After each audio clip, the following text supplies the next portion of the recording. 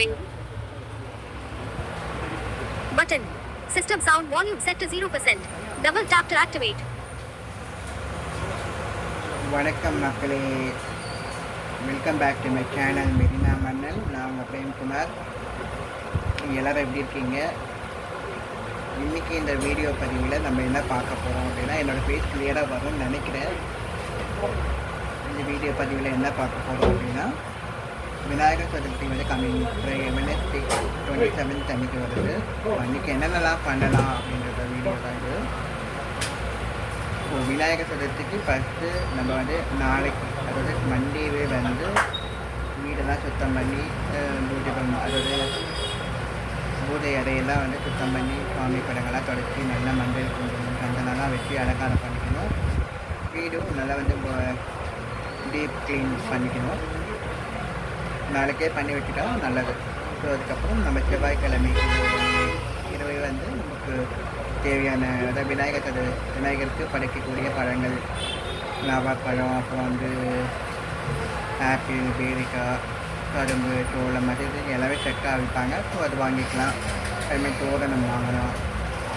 அதெல்லாம் வாங்கிட்டு வந்து வச்சுக்கலாமே.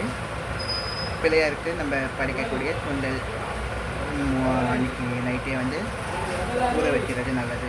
அதே மாதிரி கொழுக்கட்டை மாவு நம்ம வீட்டிலே ரெடி பண்ணி, நம்ம அதாவது திருச்சி மாவு வந்து நம்ம ஊற வச்சு அதை காய வச்சு மிஷினில் கொடுத்து அரைச்சி வைக்கிறவங்களாம் அன்றைக்கே ஏற்பாடு பண்ணி வச்சுக்கோங்க.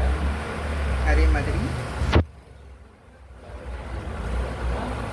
ஒரு மணப்பலகையோ இல்லை ஒரு பித்தளை தாம்பாலை தட்டி அதில் ஒரு கோலம் போட்டு வச்சுக்கோங்க.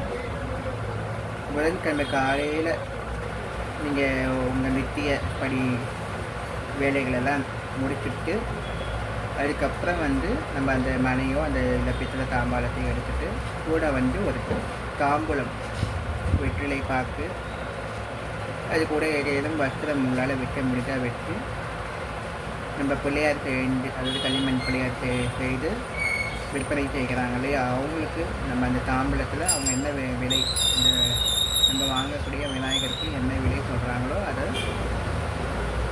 அந்த தாம்பூலத்தில் வச்சு அவங்களுக்கு கொடுத்துட்டு வந்தீங்கன்னா உங்களுக்கு அபரிவிதமான செல்வம் வந்து பெருகுங்க. விநாயகர் வந்து அன்னியிலேருந்து உங்களுக்கு லக்ஷ்மி கணபதியாக உங்களுக்கு செயல்படுவார்.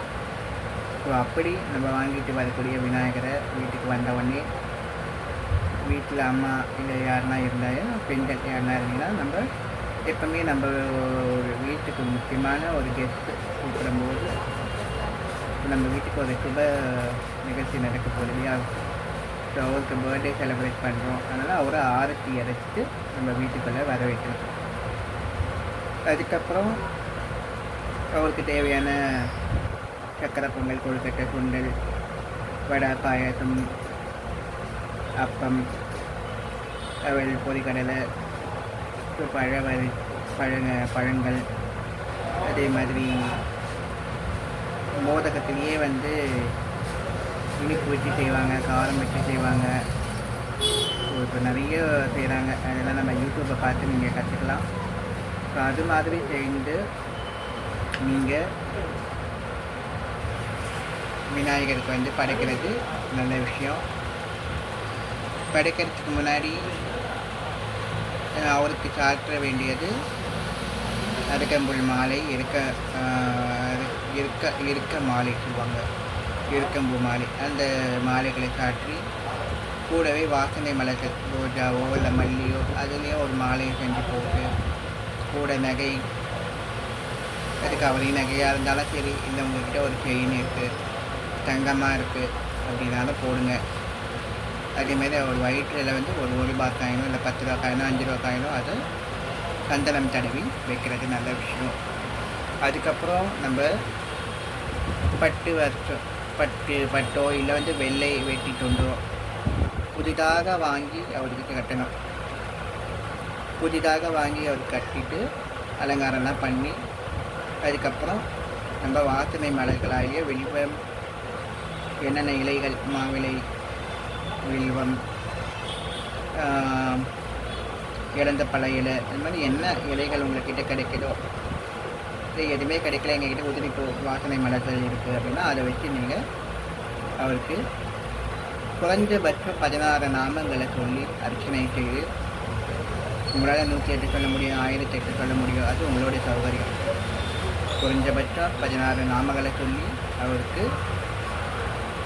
அர்ச்சனை செய்து, அதுக்கப்புறம் தூப தீப ஆராதனைகளை காட்டி அவருக்கு நைவேத்தியம் பண்ணி அவரை நம்ம வீட்டிலே நம்மளுக்கு இருக்கக்கூடிய கஷ்டத்தெல்லாம் தீர்க்கணும் அப்படின்னு சொல்லி வேண்டி, நம்மளுக்கு செல்வம் பெருக்கணும், 16 சம்பத்துக்கள் கிடைக்கணும் அப்படின்னு சொல்லி வேண்டி நம்மளுக்கு அவரை ஆராதனை பண்ணணும்.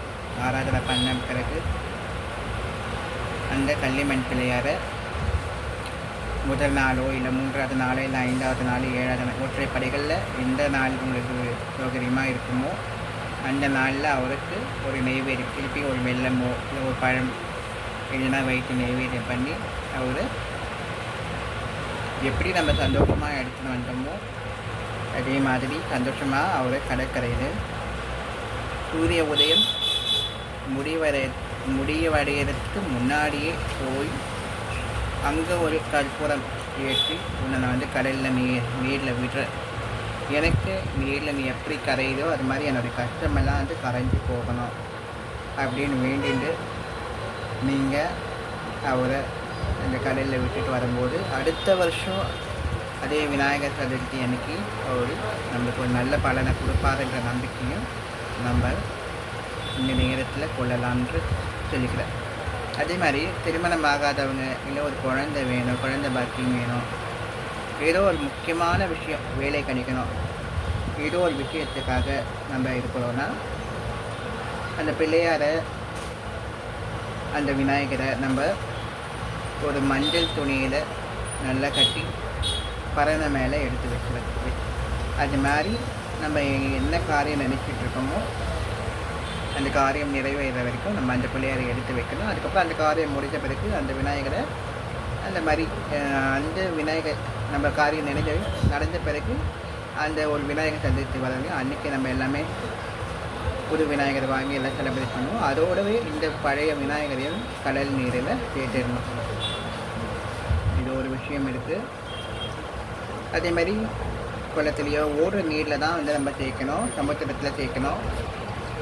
அப்படி நீர்நிலைகளில் சேர்க்க முடியல அப்படின்னா வீட்டிலே ஒரு